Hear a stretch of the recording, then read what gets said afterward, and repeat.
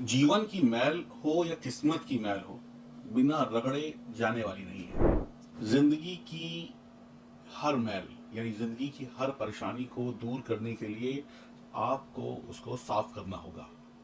जिंदगी में हार के बाद ही जीत है। हर बच्चा पहले गिरता है, चोट लगती है, फिर चलना सीखता है।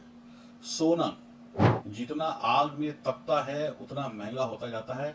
जितना आग में सोना जाता है, तपता है, लाल हो जाता है, जल जल कर उसके बाद इसके आभूषण बनते हैं, ज्वेलरी बनती है और वो करोड़ों की बिकती है।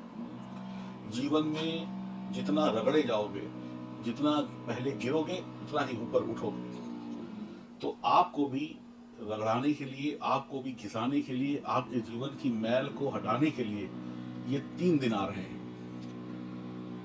अगर आपने इस समय को अच्छी तरीके से हैंडल कर लिया तो आपके जीवन की मैल छूट जाएगी, यानी आप सुखी हो जाएंगे। और अगर इन 3 दिनों में आपने अपने जीवन को सही तरीके से नहीं चलाया तो फिर दिक्कतें आएंगी। मेरा नाम है एस्ट्रोलॉजर सचिन पंडित और मैं आपके लिए इन 3 दिन, वो 3 दिन कौन से हैं वो भी बताऊंगा।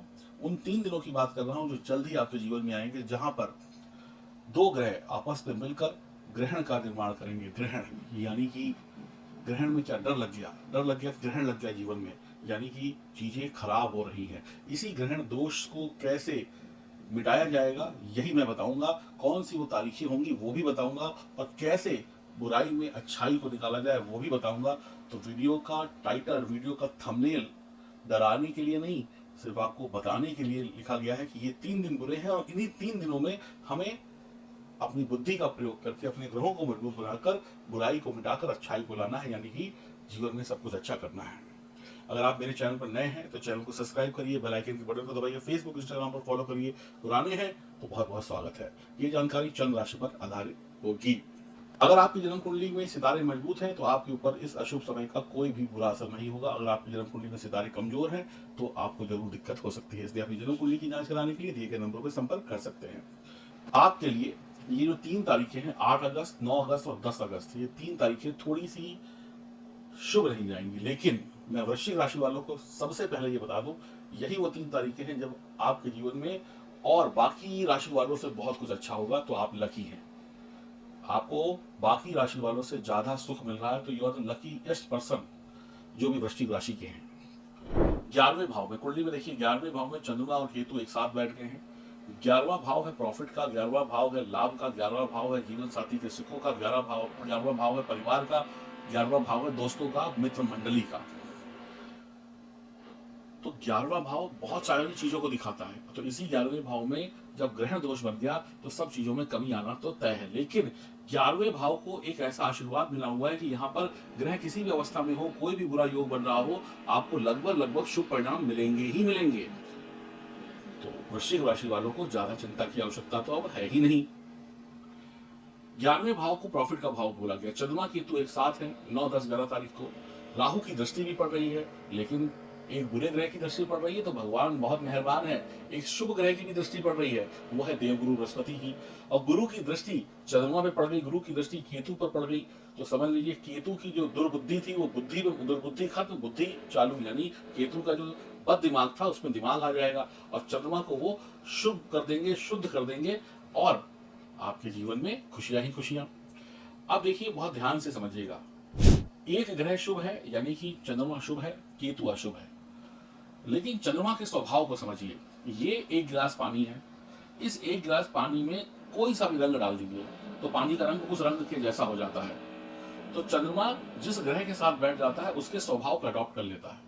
तो अगर बुरे के साथ चंद्रमा बैठ गया तो बुरे जैसे रिजल्ट देगा, अच्छे के साथ बैठ गया तो अच्छे के रिजल्ट देगा। लेकिन देवगुरु बृहस्पति की दृष्टि पड़ने के कारण केतु के अशुभ प्रभाव कम हो रहे हैं और राहु की दृष्टि भी पड़ रही है। तो लेकिन राहु के ऊपर भी देवगुरु बृहस्पति भारी है और केतु के ऊपर भी भारी है।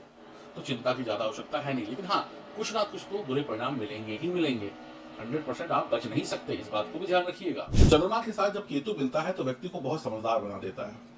केतु मंगल जैसा व्यवहार करता है तो स्वभाव में तेजी आ जाती है। मंगल तेज है, यानी बिना सोचे समझे आपको किसी भी बात का उत्तर नहीं देना है, किसी से आर्गुमेंट नहीं करनी है, कोई रिएक्शन नहीं देना है, शांत रहना है, बिना सोचे समझे कोई काम नहीं करना है इन 3 दिनों में, नहीं तो परेशान हो जाएंगे।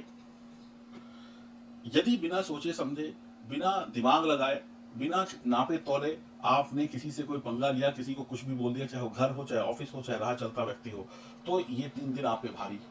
अगर इन 3 दिनों में सोच समझ कर बात करी तो अच्छा है। अगर परिवार में जीवन साथी के साथ कोई बदतमीजी कर दी, कोई उल्टे सीधे शब्द बोल दिए, तो घर में कलेश, यानी वहां पर भी तोल मोल कर बोलिएगा। ऑफिस में किसी से बोल दिया तो कलेश, दोस्तों से बोल दिया तो कलेश, यारी दोस्ती में बोल दिया तो कलेश, पास पड़ोस में बोल दिया तो कलेश।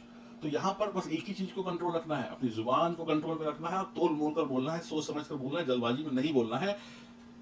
आपके बोलने की वजह से ही आपकी लड़ाइयां होंगी, आपके बोलने की वजह से ही आपको नुकसान होगा और रिश्तों में या हर जगह पर गलतफहमियां पैदा होंगी। केतु की प्रवृत्ति होती है काटने की। केतु दो चीजों को काट देता है, यानी अलग कर देता है। जिस चीज से आप जुड़े हैं उससे वो आपको अलग कर देगा। आप केतु यहाँ पर बैठा है तो इसका मतलब ये हुआ कि वो आपको धन दौलत से अलग कर देगा, आपके रिश्तों से अलग कर देगा। आप किसी से कड़वा बोलेंगे तो वो आपके साथ नहीं रहेगा, ऑफिस में कड़वा बोलेंगे तो निकाल दिए जाएंगे, व्यापार में कड़वा बोलेंगे तो ग्राहक सामान नहीं खरीदेंगे, यानी कि जब सामान नहीं खरीदा तो पैसे से दूरी, ऑफिस से निकल गए तो सैलरी बंद, परिवार में बातचीत अच्छे से नहीं हुई तो परिवार से दूरी। केतु अलग कर देता है जहां पर बैठता है। तो यहाँ पर आपको क्या करना है, केतु के बाद दिमाग नहीं है लेकिन गुरु की दृष्टि पड़ रही है, तो आपको सोच समझकर फैसले लेने होंगे। बिना विचार किए कोई काम शुरू ना करें, बिना विचार किए कुछ बोले नहीं, तो यही दिन आपके लिए शुभ हो जाएंगे। बस सिंपल सा फंडा। 11वें घर में सभी ग्रह शुभ फल देते हैं। केतु चंद्र का मिलन आपको पहचान दिला सकता है क्योंकि गुरु की दृष्टि है, प्रसिद्धि दिला सकता है, फेमस बना सकता है, सफलता की सीढ़ी चढ़ा सकता है या सफलता की सीढ़ी चढ़ाने में आपकी मदद कर सकता है। पैसों की कभी बिल्कुल नहीं होगी, लेकिन पैसों का मैनेजमेंट नहीं होगा, यानी पैसे तो खूब आएंगे लेकिन उसको बचाने के लिए आपको दिमाग लगाना पड़ेगा। आए और गए, आए और गए, ऐसा होगा। नए रिश्ते, नए संबंध बनेंगे जिसका लाभ आपको कुछ वक्त के बाद मिलेगा। हो सकता है इन 3 दिनों में कोई लाभ ना मिले, आगे आने वाले दिनों में मिले। करियर के लिए शुभ रहेगा, दोनों ग्रहों का योग। काम बढ़िया चलेगा पर पैसा नहीं जुड़ेगा। मुश्किलें आपको सिखाएंगी, मुश्किलें आएंगी तो वो आपको कुछ सिखा के जाएंगी। गलतियां करेंगे तो उनसे आपको सीखने को मिलेगा, तो या तो गलती मत करिए या गलती करके सीख लीजिए, फिर दोबारा गलती मत करिए। चिंता या ज्यादा सोचने से काम नहीं चलेगा। यहाँ पर बस हर एक चीज को लिमिट में रखना है, कंट्रोल में रखना है। गुरु की दृष्टि के कारण केतु के अशुभ प्रभाव काफी कम हो जाएंगे या लगभग लगभग खत्म हो जाएंगे, लेकिन राहु भी देख रहे हैं, वो भी अपना काम करेंगे। तो राहु सीधे चंद्रमा को देखेंगे तो दुर्बुद्धि करेंगे, लेकिन केतु क्या करेंगे, उसकी सफाई कर देंगे। लेकिन पहले गंदगी आएगी, पहले राहु का गंध आएगा, पहले नाली गंदी होगी, उसके बाद आप गुरुदेव कहेंगे झाड़ू लगाओ। तो ध्यान रखिए, गंदी नाली है, कीचड़ में पैर पड़ गया तो पैंट खराब हो जाएगी, चप्पल भी खराब होगी, जूता भी खराब होगा। तो उसी कीचड़ में पैर नहीं रखना है। या तो कीचड़ को फान जाइए दिमाग लगाकर, या तो फिर झाड़ू लगा के साफ करिए, फिर रास्ते पे आगे बढ़िए। ये आपको ध्यान रखना होगा। राहु की दृष्टि के कारण मूड स्विंग्स होंगे, कभी ये तो कभी वो, कभी अच्छा तो कभी बुरा, कभी लाल तो कभी पीला। या अच्छे दोस्तों से झगड़े या परिवार वालों से वाद विवाद हो सकता है, या संतान के जन्म में कोई दिक्कत आ सकती है, संतान से वाद विवाद हो सकता है या परेशानी हो सकती है। कान, आंख, रीढ़ की हड्डी, कमर में दर्द हो सकती है। उपाय क्या करना है, शिवलिंग पर दूध और जल चढ़ाएं और भैरव बाबा के मंदिर में दूध का दान करें। अपनी माता जी का, अपनी दादी जी का, अपनी बड़ी बुजुर्ग महिलाएं उनका आशीर्वाद लें। ये आपके लिए उपाय है। तो फिर कह रहा हूं, ये समय वृश्चिक राशि वालों की सिर्फ आप ही एक ऐसी राशि है जिनके लिए अगर आप गलती ना करें तो बहुत शुभ हो सकता है। आपको अपनी जन्म कुंडली दिखानी होगी, तभी आपको पता चलेगा कि आपकी जन्म कुंडली में ग्रह कैसे बैठे हैं। राधे राधे।